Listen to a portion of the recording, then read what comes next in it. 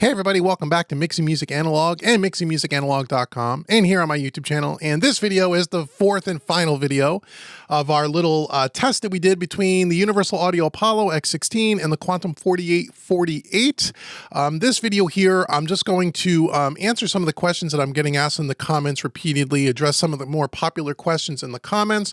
Again, explain a little bit about the test for people maybe who are watching this video that didn't see the other three videos. And if you haven't, I will link them in the description box below. And then some conclusions and just, what are my final thoughts about this whole thing? And that's what we're trying to put a little bow on it and just kind of wrap up this test. So this will just be no sound demonstrations, no nothing. This is just kind of a summary. If you don't want to hear my opinions or my thoughts on it, you can click off the video now. But if you want to hear what, again, after all these videos, after a month's worth of testing, what do I think? What are some of the more popular questions that have been asked? And then the thing that people ask me the most is, what am I going to do? Am I going to get rid of my Apollos? Am I going to use the Quantums? What am I going to do? So I'm going to address all of that. So like I said, if you haven't seen the first three videos, they'll be linked in the description box below. You should watch them in order because I think you'll get the most out of them that way. And again, I do appreciate everyone that's watched those videos. They seem to be very popular, and it seems like you guys want more of these kinds of tests, and I'd be glad to do that. I got a lot of other ideas on what other gear we can test against each other, maybe gear against their plug-in counterparts and things like that. If you guys like it, I need to learn for myself, and I'm going to do these experiments anyway. So if I can bring you some information, that is great. And again, thanks to everyone participating in the comments. Most people were, almost 99% of the people were extremely respectful. We had great little spirited debates, and we, everyone respectfully, we jabbed at each other a little bit. We're having a little bit of fun with it, and that's totally cool. I only think I had to block maybe 7 or 8 people from the channel. There's that small percentage, no matter what you do. There's some people who just can't help themselves. I really feel sorry for those types of people. But anyhow, most of you have found it very helpful. And just to kind of sidetrack a little bit, most of you have found the channel in and of itself very helpful. I spent the last 2 weeks talking to 2 different people who went out and bought an SSL Origin based on the fact that they found this YouTube channel and saw me and Dave setting it up, and they were in the market for a console, and they went and bought an Origin and actually seeked me out, got my phone number, called me, asked me some questions about cabling and stuff, and I've been more than happy to help those people. And so it really gives me a great feeling, and I know Dave as well, who's not here with me today, obviously, that we're helping most people. And believe me, this channel is become, I know it's a controversial topic. Whenever you talk about analog, it becomes very controversial. The amount of time I've had this channel versus my other YouTube channel, Home Recording Made Easy, which I've had for almost 7 or 8 years, and we have almost 60,000 subs.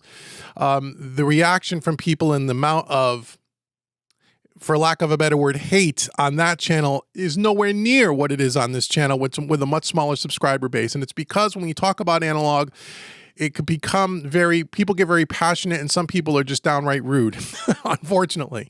And so again, you don't see any of those comments because I delete them all and I block them from the channel because I want to keep this channel educational. I don't want people to have to sift through that nonsense. You could go over to the Gear Sluts forum or the Gear Page forum or Gear Space, whatever they call themselves. If you want that kind of nonsense, go over there. I don't want this to become that. But I know it helps a lot of you, and I'm so glad, because when I was first going down this road of hybriding, buying a console and gear, like I said in some of the other earlier videos, there is no information online, or very little. There's no one on YouTube doing these kinds of things that I know of anyhow. So thanks so much to everyone who has participated. Thanks so much to people who's trying to be constructive, and all your opinions are valid, and everybody is welcome here as long as you're kind and nice to everybody, not just me, but the other people here as well, the other subscribers and the other people who view this channel. So anyhow, enough of that. Let's just kind of summarize here. So what did we do? We tested the Universal Audio Apollo X16 against the Quantum 4848 by Presonus. Now, some of the comments that came up, and again, people are right, but maybe they didn't see the first video. There are some differences between these 2 units outside of the price, and I just want to summarize that. So let's remember that with the Universal Audio X16, you get 16 in and out, right? 16 line in and outs.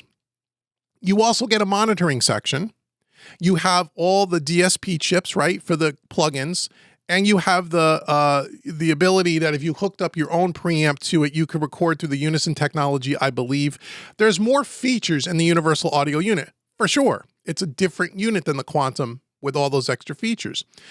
Now, the Quantum 4848 doesn't have a monitoring section. We'll talk about that in a second. But it doesn't have any DSP, doesn't have plugins associated with it, right? It doesn't have any of that stuff. But you get 32 in and out on the Presonus Quantum. You only get 16 in and out on the Universal Audio X16, right? So the difference between 32 in and 32 out on the Quantum is 1 unit. On the X16, you would need 2 units, right? Just for I/O. So what does that mean in cost? The Presonus Quantum is $1,500 for 32 in, 32 out. However, you do need another interface for the monitoring section. Okay, I have, and we'll talk about it, I'll show it to you in a bit. I bought a second Quantum, a Quantum 2626, which has the monitoring section, and it has another 8 in and out. So I actually have 40 in and out right now. But that's a $500 unit. So if you want to replace the X16, it's not just the Quantum 4848, but you also need the second interface. Make sense? So that interface is $500. So it's $2,000 to get 32 in, 32 out. Actually 40 in and 40 out with a monitoring section, okay? To get that same equivalent in the X16, just the I/O with the monitoring section, it's about $9,000. They're $4,500 a piece as of the recording of this video. So there's a $7,000 difference, okay? That's the difference between the 2 units, okay? The Apollo has more features. We've talked about that, okay? Also, the Apollo comes with Universal Audio Luna, which is a DAW for free. It's probably a $300 software. Oh, and the Presonus Quantum comes with Studio One Professional. So they're equal in that respect, if you want to think about it that way. Okay, so that was really the differences. Is there a sound difference between those 2 units? And does it justify the price for my particular use case? Now, I'm reading through the comments just to kind of give you, and again, I didn't go through every comment and tally up who liked one mix over another. I didn't do that, but just reading through the comments, here's kind of what the comment response was up to this point. We got about 20-something thousand views at this point. Okay.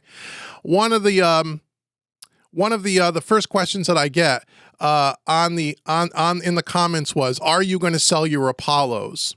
And are you going to switch over to the Quantums? Now, again, as I said in all these videos, I personally don't really hear any difference between those 2 mixes. Some of you have heard, you thought mix 1, which was I think the Apollo, sounded better than mix 2, and some of you like mix 2 over mix 1. Some of you didn't hear any difference at all. I personally didn't hear the difference. And again, I listened to this thing a million times on several different systems. If there is any difference, it is so unbelievably small that for my particular use case, it's irrelevant. And that's just my honest opinion with my set of ears. Your set of ears might be better than mine. So am I going to sell the Apollos? Well, right now, I've taken the Apollos out of the rack. I have bought a Quantum 2626 to pair up with the Quantum 4848, and they are in the rack. So I'll probably put an image up on the screen. And I'm going to test it out for a month or 2. I want to use it for a bit. I want to do a bunch of mixes on it before I'm really to unload the Apollos, because I don't have any real experience with the Quantums other than what I've told you so far in this video series. So I've done 2 mixes so far since the recording of this whole test and videos, and so far the Quantums work perfectly.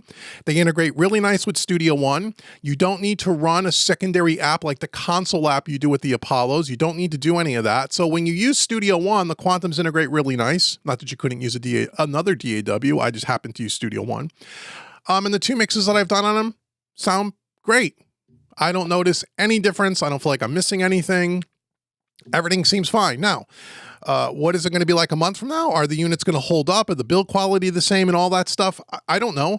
I would assume that it is. Some people, think that the Apollos are better made. And again, I don't know what they have what information they're basing that opinion on. I think it's more about reputation. The one thing that Presonus has going against them, I would think, is that they're not in the high-end audio market. And they'll be the first ones to tell you that. They are in the beginner market, the new people market, the $99 audio box.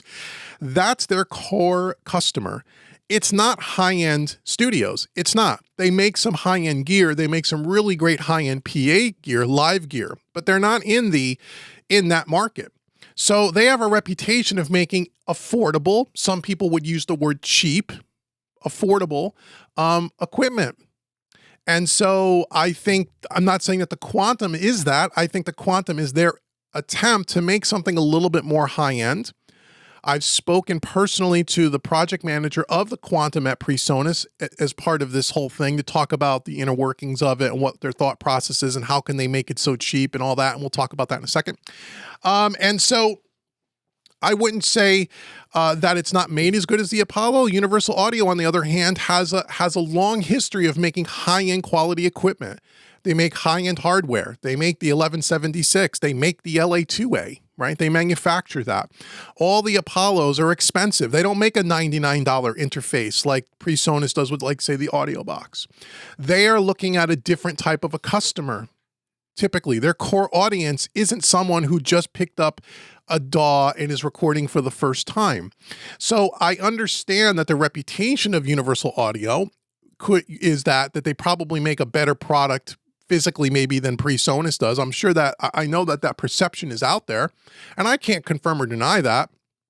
Again, I love Universal Audio, and I've said that a billion times. I love their stuff. I've had their Apollo interfaces in many of my rigs over the years, and I think they're fantastic, but they are extremely expensive. I think their plugins are fantastic. They are extremely expensive compared to other things that are on the market today in today's world. So I don't know how the Quantums are going to hold up over time. I would assume they will hold up okay, but I want to test it. I want to run a few mixes before I decide to put all my Apollos up for sale. But my intention is, if the Apollo, because if the Quantums work fine and it seems they sound great to me, I don't feel like I'm missing anything from a sound quality point of view. And for my use case, and we'll talk about this in a second, I don't need all the other features of the Apollo, like I said.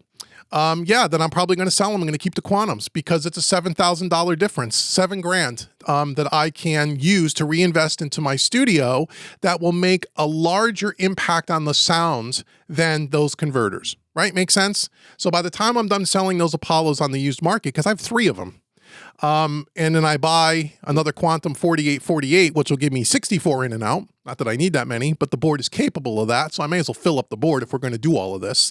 Then I don't have to worry about it ever again. That's a lot of money.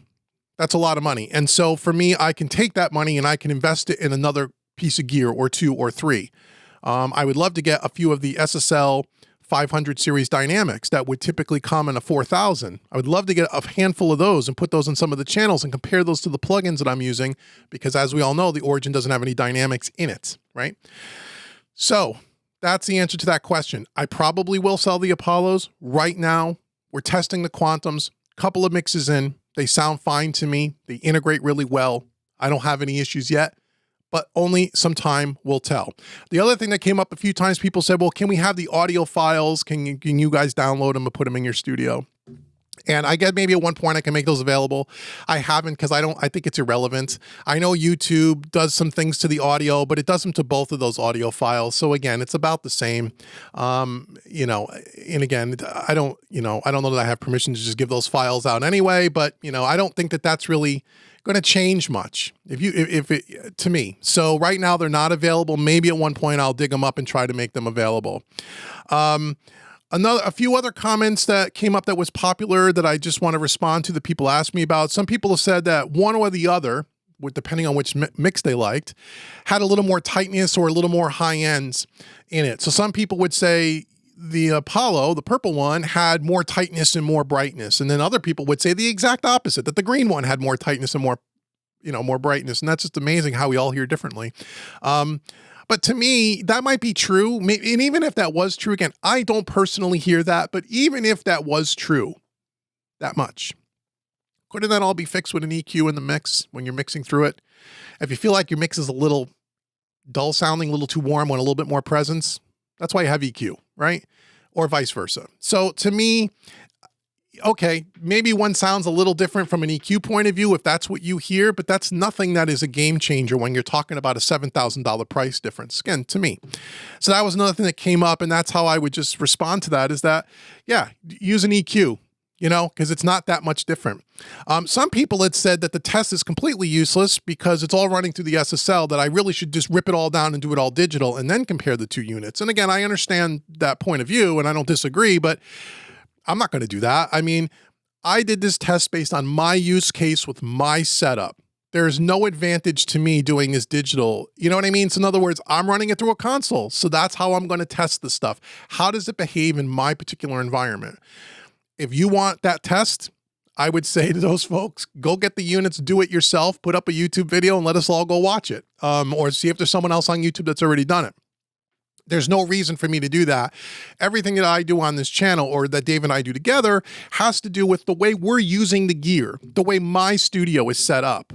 It doesn't matter how it works without the SSL, because that's not how I'm using it. So it doesn't matter to me. I understand the point, valid point, but I wouldn't say that the test is completely useless because of that. That doesn't make any sense to me, but if it makes sense to you, hey man, you know, I respect everybody's opinion, so be it. And then a few other comments, people that asked, are you going to do other shootouts like this with different gear? Yeah, I think we'll do some. Which ones, I'm not sure. I've had a couple of requests to do the SSL Fusion against their new SSL Fusion plugins, which I do have now. I didn't have them at the time, but I just got them recently. I'll probably do that once I had a chance to compare them myself. I haven't done that yet. We'll take a look at that and maybe do that. We will be doing a shootout between, or not even a shootout, it's more of a comparison between the different types of 1176s. We're going to do the 1176 blackface against a blue stripe against an anniversary edition, just so we can hear it on different sources and hear what the differences are. They do sound slightly different from each other, just so people know, well, why are there different versions of the 1176 out there, which is probably the most famous compressor in the analog world ever. It's probably been on more records and more sources than any other compressor, hands down. And so we're going to do that at one point. Pardon me. And I think we'll do some others where maybe we're comparing the hardware that I have maybe to the plugin counterpart. We did that once with the SSL board. We did the bus compressor in the SSL versus one, I think it was the Waves or the Universal Audio SSL bus compressor plugin. Some people seem to like that, so maybe we'll do some of those. So yeah, we're going to do some other things and we'll see how the videos do. I mean, this video did much better than I thought it was, as far as a lot of people watched it and it helped a lot of people. And if that's the case, I'll do those kinds of videos. If I'm doing those kinds of videos and no one's really watching them or caring, then I'm not going to do them, because it just takes too much time and I'm running 4 different businesses here. So I don't have time to do videos that nobody cares about or wants to watch, but sometimes you have to try things, and that's what I'm going to do to try to help you guys as much as I can. So the answer is yes, we will do some. What we're going to do will be coming up in the future, and we'll see how that goes. So what are my conclusions from all of the comments as I read through them? Here's what I can tell, again, without getting technical and counting, putting up an official tally, just reading through all the comments on the 3 different videos. Here's what I kind of conclude from all of this. About 50-50, it's about a 50-50 split on which one was which ones that people liked, either the purple or the green, the Apollo or the Quantum. It was about 50-50. Most people just simply guessed. And I know that most people just simply guess. You had a 50-50 shot of getting it right. Very few of you, I believe, could really hear that much of a difference. So it was about 50-50 split. Like I said earlier, some people that said that the purple mix, the mix 1, had more bass and had more open top end. The very next comment would be someone said the exact opposite of that, and they preferred the green one for those same exact reasons, because we all hear a little differently. Plus, I don't know what environment you're listening to it on. I don't know what speaker system you're using. There was a couple of people that said, which they said they heard it on an Apple AirPod, and they even said that one of their AirPods was broken and they could still hear this amazing difference. To me, that's a nonsense comment. That's nonsense. There's not that much of a difference. Whatever. If you can hear it on a broken AirPod in your ear and you thought one sounded way different than another, I don't know what you're listening to, but anyway. But to me, there was no clear winner of who picked the right one or which one preferred one over the other. It's about a 50-50 split, which is what I thought it would be. So, again, my other conclusion is people hear what they want to hear. you know, people go into this thing, and we all do it. We're all guilty, and I'm guilty of this too, you know, where we all go into this thing and we already have a preconceived notion of which one should sound better without even knowing which one it was. And some people, no matter, they don't care what's said in the video. They don't care what the facts are. They're going to believe what they want to believe. There's no, you know, and I know this because several of the comments, people in the first video where I explained no fewer than 2 times about the different features in the Apollo, and the cost difference isn't just the converters. I talked about the DSP, the plugins, the monitoring. I did that at least twice. And yet there were comments under that video, people saying that I didn't know what I was talking about because of the difference between the price isn't just the converters. It's about the plugins, and it's about this and that and the other thing. My point is they don't listen. They can't sit through a video and listen, right? They can't do it. Just cannot do it. So they hear what they want to hear. And so there is no convincing. Not that I'm here to convince you, but I think you do yourself a disservice when you're trying to really make an informed judgment when you've already got it in your head what it should be before the test has even started, before I've even opened up my mouth. You've already got it in your head. Already got it in your head. Not all of you, only a small percentage of people, but there are more people than I thought that would be that way. And it was really eye-opening to say, I'm reading the comments, I'm going, did you watch the video? Did you listen to anything I said? And the answer to that question is probably not. And then my final conclusion is that these are both great products. Never a single time in any one of those videos did I say one was better than the other. Never once, because I don't believe one is better than the other from a sound quality perspective. I think they're equal. Personally, I think they both make great products. I think these are both very good products, and I wouldn't tell you to buy one over the other. It depends on your particular use case, right? So if you're someone who needs the Universal Audio DSP and the plugins because you love the Universal Audio plugins, and then the Quantum is not for you, right? It's not for you. Now, you could get one of the UAD2 satellites. I have one. I have a quad where you can use all their plugins. But if you want to use the DSP and you want to use the Unison technology and you want to use their plugins, well, then the Apollo may make more sense for you. Maybe it's not the X16. Maybe it's the Apollo 8P with the preamps. It may be one of their other units because there's features in that unit that the Quantum doesn't come with.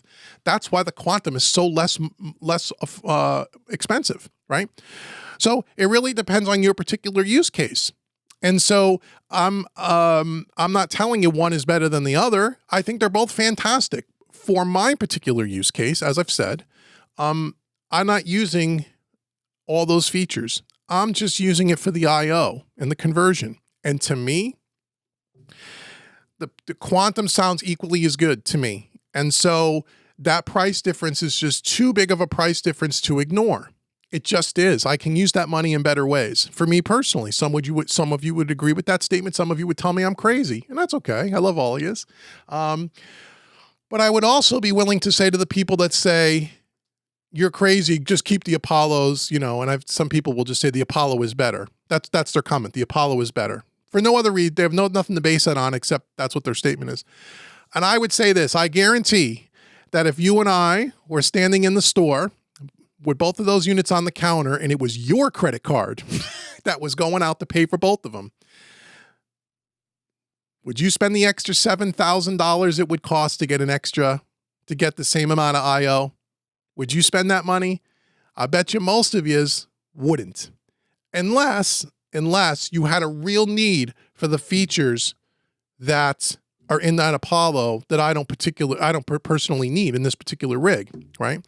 If we were just buying I/O after you listened to that test, and even if you thought the Apollo was better, and even if you were lucky enough to guess it correctly, or even if you really did hear the difference, and I'm sure there are some of you that did. I tease you, we're having fun here. But all that being said, was there enough of a sound difference that you would, if it was your credit card going on the table, drop an extra $7,000 to get that much of a sound difference? That's, even if you want to say it's better, would you? I bet you most of you wouldn't. I bet you 99 out of 100 of you wouldn't. And I don't blame you. I don't blame you. I think when you're just talking about the I/O and we're just talking about the sound differences or quality, whatever you want to call it, it's not a justifiable expense. It's too much money. And I would use that money, and going to hopefully at one point use that money to invest in other things that are going to make more of an impact. And that's just my opinion. Some of you will agree. Some of you will think I'm crazy. Some of you say, shut up now, Dave. We're here tired of hearing you talk. Hey, this channel is all about education. This channel is about helping. And I'm just going to do this the way I want to do it. And if you don't like it, don't come here. And for the ones that like it, the ones that find it informative, that like to geek out and like to learn, because we're learning all together. I don't claim to be an expert in any of this stuff. Neither does my buddy Dave. We're learning on camera. We're learning to try to educate ourselves, and we're trying to hopefully pass some valuable information to you. And, you know, hopefully we get it right most of the time. And if we get it wrong sometimes, hey, we get it wrong, but we're trying. We're not here to try to sell you anything. I don't get any commissions on any of the crap. I don't care whether you buy the stuff or not. I don't care which one you like. It doesn't matter to me at all. It doesn't affect my life at all. I'm just here trying to help. And the people that I know I am helping, because again, I speak to a lot of you guys, not just on YouTube. Some of you guys call me up and you're so thankful, and no need to thank me. Thank you for watching. And I'm glad that we're able to help. And it's a lot of fun. We're having fun here. We're not here making money. We're here doing this to try to help, to have fun, because we enjoy this stuff. And even though sometimes it can get a little heated between people, it's still all good, man. And so that's it. That's kind of the whole thing. Again, I thank you so much for watching the channel. I thank you so much for participating. I'm glad that it's helping you, and hopefully we'll continue to help you and be able to serve you in a way. And that's great, you know. And if you have any other ideas or anything that you want us to try to do to try to help with your, you know, gear purchasing decisions, send us an email, let us know, and we'd be glad to help. So anyway, enough babble. Until the next set of videos here, thank you so much for watching. Make sure you like, share, subscribe, hit that notification bell, and also go out to Mixing Music Analog. And until the next video, I've been Dave with MixingMusicAnalog.com and Mixing Music Analog, the YouTube channel. Thank you so very much for watching. Thanks for your participation, and I'll see you guys soon.